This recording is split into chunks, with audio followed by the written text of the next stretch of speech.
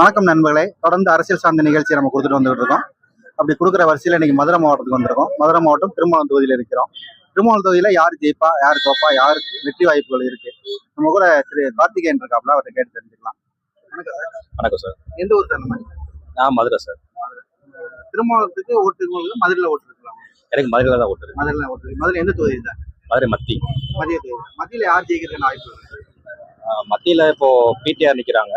PTR அப்புறம் ஏடிஎம்கேல வந்து சுந்தர்சி நிற்கிறாரு. ஆனால் வந்து இது இத்தனை வருஷமா வந்து பிடிஆர் தான் ஜெயிச்சிட்டு இருக்காரு. ஆரம்பத்துல இருந்தே இப்படி போயிட்டு இருக்கு.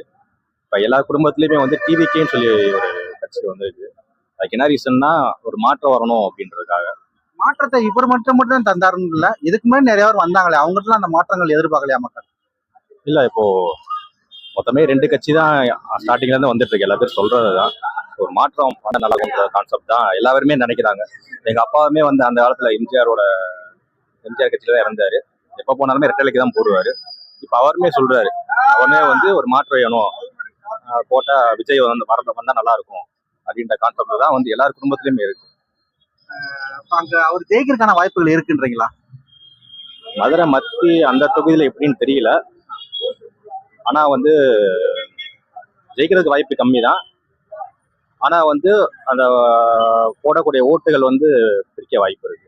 பிரிக்கிறதுக்கான வாய்ப்புகள் ஜாஸ்தியா இருக்கு. சுந்தர்சின்னு ஒருத்தர் புதுசா தான் ஏடிஎம்கே மூலமா நின்றுக்கு இருக்காப்ல, அவருக்கான வாய்ப்புகள் எப்படி இருக்கும்?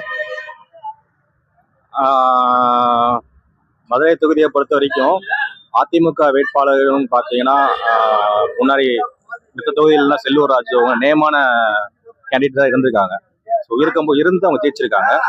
ஸோ மதுரை மத்தியை பொறுத்த வரைக்கும் இவர் அரசியல் ரீதியா வந்து அதாவது பெருசா அவருக்கு எக்ஸ்பீரியன்ஸ் இல்லைனாலுமே மக்கள் மத்தியில ஒரு சினி ஃபீல்டுன்னு வந்திருக்கு. மக்களுக்கு ஒரு ஃபேஸ் வேல்யூ தெரிஞ்சிருக்கு. அப்படி பார்க்கும்போது அவரு டஃப் கொடுக்க வாய்ப்பு இருக்கு. இப்பயுமே வந்து அந்த எதிர்த்து பேசுறது இல்ல. இப்ப வந்து ஆப்போனன்ட் வந்து பிடிஆர் ஒன்று பேசுறாருன்னா அதுக்கு ஈக்குவலா வந்து பதிலடி கொடுக்குறாரு. அரசியலா இருக்கா? கண்டிப்பான முறையில டீசெண்டா வந்துட்டு அநாகரிகமா சிலவங்க நிறையாவது பேசுறாங்க. அந்த மாதிரி இல்லாம நாகரிகமான ஒரு கருத்துக்கு எதிர்கருத்து சொன்னா நாகரிகமான அரசியல், கருத்துக்கு அநாகரிகமான வார்த்தைகள் சொன்னா அது அநாகரிகமான.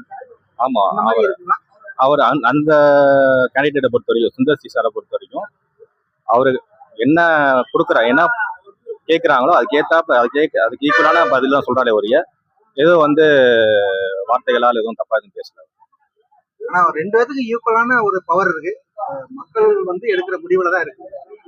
அங்க மதுரை மத்தியை பொறுத்த வரைக்கும் எனக்கு தெரிஞ்சு பிடிஆர் வாய்ப்பு இருக்கு.